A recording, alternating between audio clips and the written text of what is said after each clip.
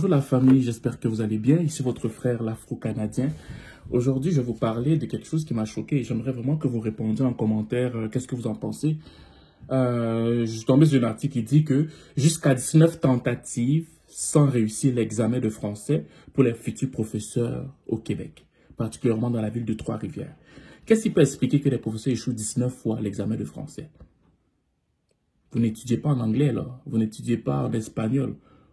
Vous n'étudiez pas en mandarin, vous étudiez en français. Mais comment se fait-il que quand vous partez faire l'examen de français, il y en a qui vont jusqu'à 19 tentatives. Et on dit le taux de réussite de cet examen-là, qui s'appelle TECFEE, à l'Université du Québec à Trois-Rivières, à la première tentative est de 17%. Est-ce que vous comprenez? Donc, ceux qui partent faire les profs, ils ont fini leur formation. OK? Ils ont tout fini. Quand ils partent composer la première tentative, quand ils partent faire la première tentative, tous ces professeurs-là, le taux de réussite pour la première tentative, c'est 17%. Je ne sais pas qu'est-ce qui se passe.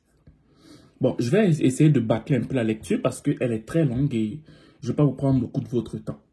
On dit l'examen de français donne du fil à retordre aux futurs profs, en particulier ceux de l'Université du Québec à Trois-Rivières, où des étudiants ont tenté 19 fois de réussir de tests sans succès.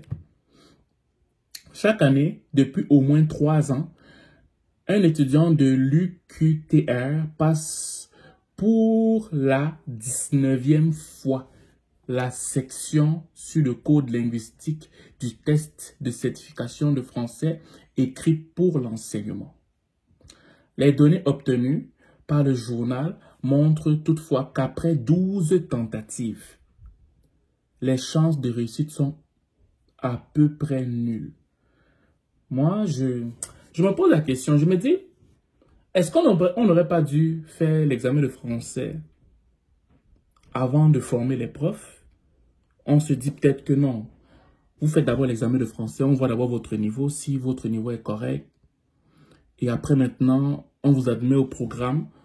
Mais vous faites la formation complètement. Et c'est après la formation quand vous allez faire le test de français. Je trouve pas ça juste. Pourquoi? Parce qu'il y en a qui vont payer de leur... S'ils prennent un prêt auprès du gouvernement, le prêt bourse, ou il y en a qui vont payer par leurs propres moyens pour devenir prof. Mais c'est après avoir investi tant d'argent que vous allez leur dire qu'ils ne passent pas, ils ne viennent pas prof parce qu'ils n'ont pas réussi leur examen de français. Je comprends pas. Je comprends pas ça. En général, rendu là, on les encourage à se réorienter. Ben non, tu ne m'encourages pas à me réorienter. J'ai toutes les qualifications. Et j'ai étudié en français. J'ai toutes les qualifications et j'ai étudié en français. Je ne sais pas c'est quoi vos critères de sélection. Critères que vous... Parce que je ne pense pas que c'est une question de notes. Je pense que c'est une question de quota. Ou une question de nous. On va laisser passer en fonction de ce qu'on voit. C'est des analystes, j'imagine, je ne sais pas. Je suis en train de me prononcer comme ça. Parce que je ne peux pas comprendre que quelqu'un étudie en français. Il échoue 19 fois un examen après sa formation. Je ne comprends pas ça. J'essaye de comprendre. Parce que j'imagine un peu dans notre communauté, les gens qui viennent ici, ils étaient professeurs dans nos écoles, différentes écoles là-bas en Afrique. Ils viennent, ils veulent devenir professeurs. Beaucoup sont bloqués comme ça, comme dans toute autre communauté, même les Québécois et toute la patente. Je trouve pas ça normal. Je trouve pas ça normal. C'est frustrant, c'est vraiment frustrant. Jusqu'à ce qu'on te dise, réoriente-toi. Alors que j'ai toute fait la formation. En général, rendu là, on les encourage à se réorienter. Avec la pénurie, il est toutefois fort probable que ces aspirants profs travaillent dans des écoles comme enseignants non légalement qualifiés. Mais vous savez, il y a une pénurie de professeurs. Pourquoi vous voulez bloquer les gens? Moi, en fait, c'est que des fois, il y a des incohérences. Moi, c'est ça que je veux comprendre. Des fois, je ne sais pas. On a besoin de profs. Mais on les bloque avec un foutu examen de français. Je ne comprends pas. Je suis d'accord avec l'examen de français. Mais je pense que les critères qu'on emploie pour dire que tel a réussi ou pas réussi, ça doit être revu. Parce qu'on ne peut pas souffrir en termes de professeurs, ok? Et on se dit que c'est l'examen de français qui va empêcher que les professeurs là commencent à exercer. Non! Mais ils ont étudié, ils ont eu tout le temps durant le cursus de voir s'ils sont bons en français ou pas. Quand ils n'écrivaient pas en pidgin. Ils n'écrivaient pas en wolof. Ils n'écrivaient pas en arabe. Ils écrivaient en français. Ils ont réussi leurs examens en français. L'examen de la pratique, ils ont réussi ça en français. Maintenant, vous venez faire un examen de français et ils échouent. Mais il y a un problème quelque part. Je ne sais pas. Quoi qu'on dise qu'il s'agit toutefois de déception, puisque la grande majorité parvient à réussir l'examen. Précise Madame Boyer, qui rappelle que tous les futurs profs doivent y parvenir pour obtenir leur diplôme, y compris ceux qui enseigneront les arts ou l'éducation physique. Oh, moi je ne savais pas que l'éducation physique, tu dois passer ton examen de français, mais bon, c'est ça.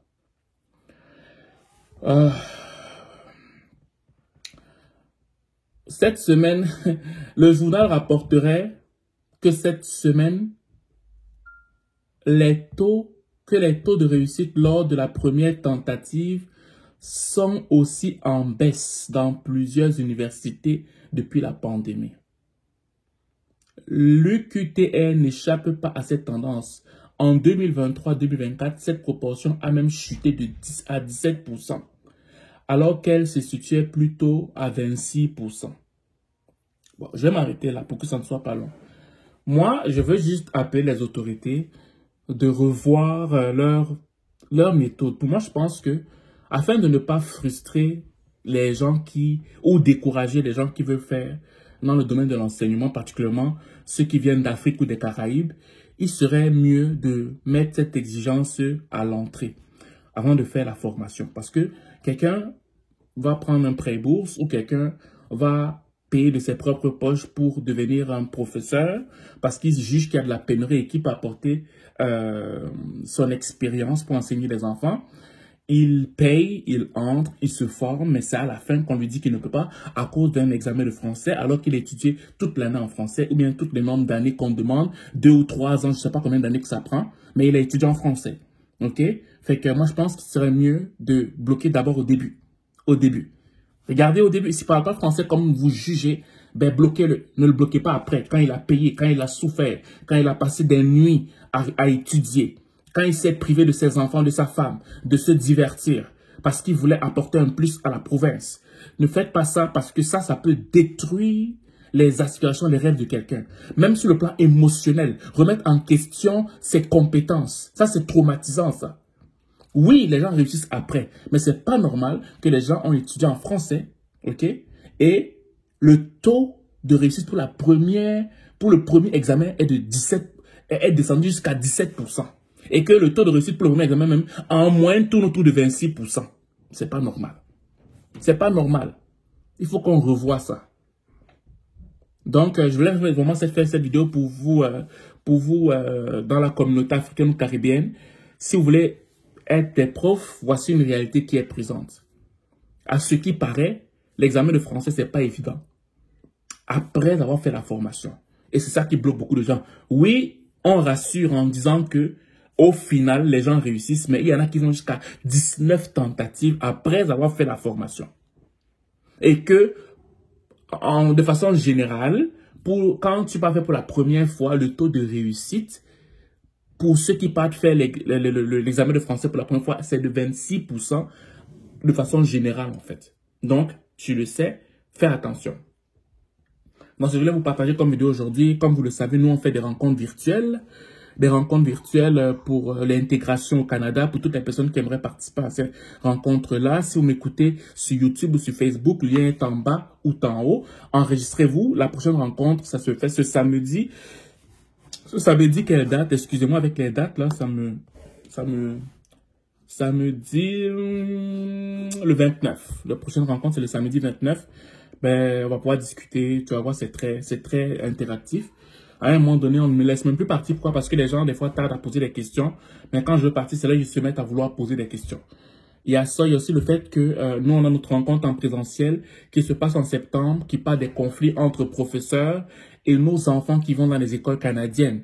Et le conflit généralement est dû au fait que la culture ne se ressent, on n'a pas les mêmes critères au niveau de la culture, puis des fois ça peut donner que nos enfants sont étiquetés et ça peut vraiment mal se passer pour le futur de nos enfants dans ces écoles-ci si les parents ne se lèvent pas très rapidement.